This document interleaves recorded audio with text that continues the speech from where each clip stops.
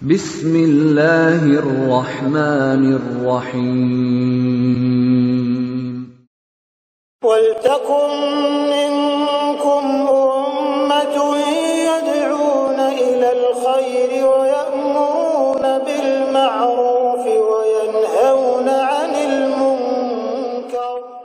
Assalamualaikum warahmatullahi wabarakatuh.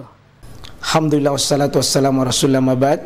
Allah berfirman, wajahidu bi amwalikum wa anfusikum. Berjuanglah kalian, berjihadlah kalian melalui hartamu dan dirimu. Hampir semua ayat-ayat berjuangan dan pengorbanan itu dimulai dengan bi amwalikum, harta kalian, harta kalian. Saya mengajak secara praktis dan kami sudah buktikan. Rp1.000 itu bisa luar biasa, dahsyat. Bisa beli mobil, bisa buat kuburan, ya, bisa membangun masjid. Uang 1.000. Mari kita satukan uang 1.000 kita. Nanti kami jemput. Di rekening ini insya Allah bisa kita buat. Di rekening ini insya Allah kita buat sebuah kekuatan umat dengan Rp1.000. Rp1.000 dahsyat. Kalau seingat saya dulu Pak Gubernur itu nikahkan anaknya persis tanggal 1 Muharram. Ya, 1 Muharram. Dan saya kebetulan ya bawakan pengajiannya, dan itu tanda bahwa dimulainya bahwa jangan takut dengan Muharram. Jangan takut dengan Muharram. Hari kemenangan itu Pak, ini Musa selamat. Belum lagi tafsir-tafsir kita baca. Nabi Yusuf dalam tafsir Al-Qurtubi, dia selamat di bulan Muharram. Nabi Yunus keluar dari perut ikan di bulan Muharram. Ya, meskipun saya tidak dapat hadisnya, tapi Al-Qurtubi memuat dalam kitab tafsirnya berbagai riwayat. Ya, kemudian banyak yang keselamatan itu di bulan Muharram. Jadi bulan Muharram ini bulan keselamatan, bulan kegembiraan. Seharusnya kita jangan kita menjadi orang yang kurang ajar sama Allah. Kata Nabi begini dalam hadis kursi, Yu'zin ibnu Adam, orang yang paling jelek dalam kedudukanku di hadapan Allah adalah orang yu'zini, orang suka menyakiti saya, kata Nabi, kata Allah SWT. Kenapa orang menyakiti Allah? Ya subuddar, suka mencela itu waktu, termasuk mensialkan bulan Muharram.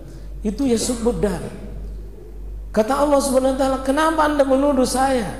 Sementara ini uqallibul lail, saya menukar malam menjadi siang, siang menjadi malam. Kenapa anda menuduh sesuatu kepada saya yang jelek? Itu tuduhan yang keji Pak. Ya, dengan mengatakan sial, hari naas dan seterusnya. Ya, dan Nabi ancam Pak. Nabi ancam mengatakan bahwa ya faman tatayyar, siapa menganggap ada sesuatu yang sial kemudian fataraka syai', ini meninggalkan sesuatu yang dianggap sial itu, faqad asyrak, sungguh dia jatuh ke dalam keyakinan syirik. Kalau memang mau menikah, kalau mau ya mau memang bikin acara Pak. Tidak usah ditunda hanya karena tunggu dulu Muharram ini, bambang ini Allah. Itu keyakinan, kalau bukan keyakinan kafir, pasti keyakinan jahiliyah. Nah, kita lihat di sini, fasama Musa syukran. Musa berpuasa Pak, sebagai bentuk apa? Syukran, sebagai bentuk bersyukur. Fanahnu nasumu, maka Nabi, kami juga berpuasa. Faqala Rasulullah SAW, fanahnu ahaqqu wa ula bi Musa minkum. Kami lebih berhak bersyukur daripada kalian wahai orang Yahudi. Kami lebih berhak bersyukur dengan syukur selamatnya Nabi Musa. Kalau begitu fasamahu Rasulullah SAW, bahkan bukan cuma fasamahu, wa amara bisyami, Nabi itu perintahkan puasa. Dalam rangka apa Pak? Bersyukurnya selamatnya Nabi Musa. Itu yang mestinya kita lakukan ibadah. Banyak melakukan ibadah syukur di bulan Muharram. Bukan malah takut-takut. Nah, ini tingkatannya. Kita bisa lakukan nanti. Pertama, satu hari tanggal 9 saja. Ini hadis Imam Muslim ya. Nabi pernah mengatakan begini, ketika Nabi itu puasa dari sejak tiba di Madinah terus menerus sampai 8 tahun puasa Nabi itu 10 Muharram. Cuma karena Yahudi itu tampak kurang ajar, Yahudi itu mencelah Nabi dengan mengatakan, itu Muhammad dengan kawan-kawan suka membela, suka ikut-ikutan sama kita. Ya, kita sholat menghadap ke Baitul Maqdis, Muhammad juga menghadap ke sana. Ya, pernah 1 tahun lebih kita menghadap ke sana. Tapi setelah turun fawalli wajhaka syatral masjidil haram, maka palingkan wajahmu Muhammad dari ke Masjidil Haram, jangan lagi ke sana. Nah, ketika Nabi SAW melihat ini gejala-gejala Yahudi yang begitu kurang ajar, maka Nabi SAW mengatakan sumu, ya, selisih Yahudi, sumu qablahu au sumu ba'da. Selisih Yahudi itu puasanya, selisih akidahnya, Pak. Dan selisih yang lain-lainnya, khaliful Yahud, selisih Yahudi. Ya. Maka tanggal 9 ini nanti adalah hari penyelisihan Yahudi. Nah, maka disebutlah hadis di sini, faiza kana amul mukbil. Nanti insyaallah, nanti tahun depan, ya amul mukbil tahun depan insyaallah, sumna kita akan berpuasa yaumat tasi pada hari ke-9. Kita akan berpuasa tanggal 9. Ini makna ya bukan menghilangkan tanggal 10, tapi tambah juga. Ya, tambah juga. Di sini qala ternyata falam ya'til amul muqbil hatta tufiya Rasulullah sallallahu alaihi wasallam. Ternyata tanggal 9 di tahun itu yang dimaksud nanti akan datang, Nabi sudah wafat. Apa hikmah besar, Pak? Imam Ibnu Rajab Al-Hambali mensyarah ini hadis cukup panjang. Dan itu menunjukkan bahwa Nabi itu tidak tahu kapan wafat, Pak. Nabi tidak tahu kapan wafat. Jadi kalau ada orang yang tahu kapan wafat, Pak, bisa jadi kelebihan tapi bukan keutamaan.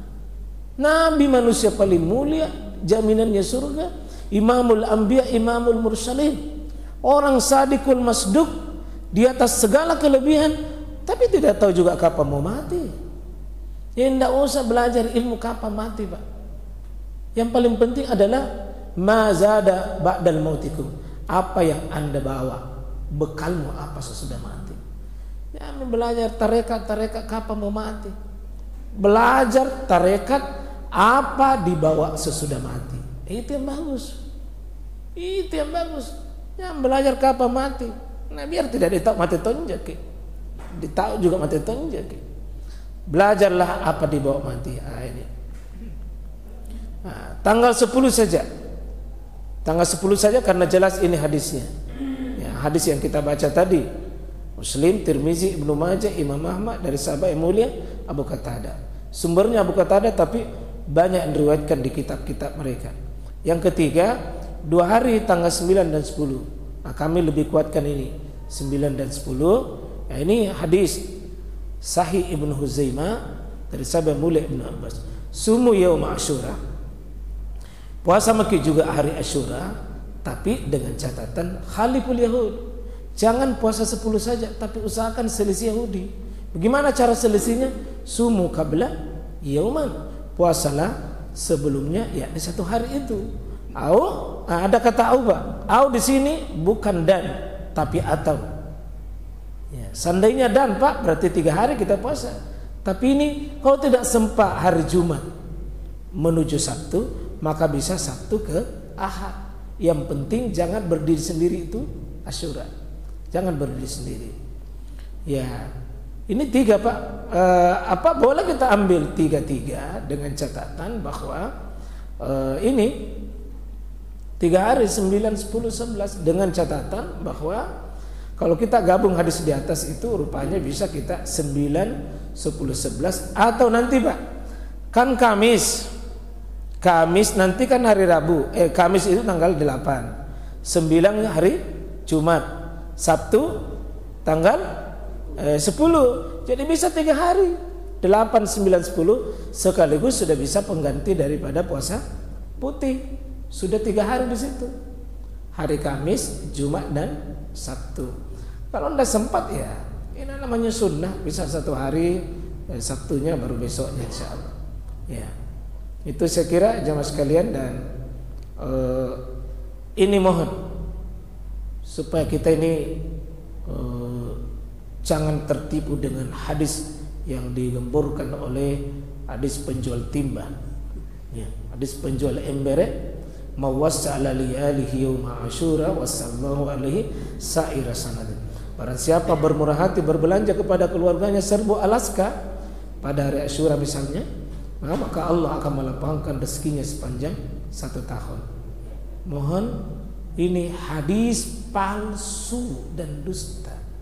Soal belanja itu Pak, kapan saja mau beli timba 1 gudang terserah, tapi jangan pakai di sini. Ya. Oh, perlu beli memang sekarang kalau pecah timbatan. Ya, tidak usah menunggu tanggal 10. Ya, tidak usah. Kita mau, ya, artinya belanja itu urusan duniawi, Pak. Tidak ada hubungannya dengan dia, urusannya itu urusan duniawi. Yaitu satu. Jadi mas sekalian, mudah-mudahan insya Allah kita semua diberikan paham tentang hakikat hijrah.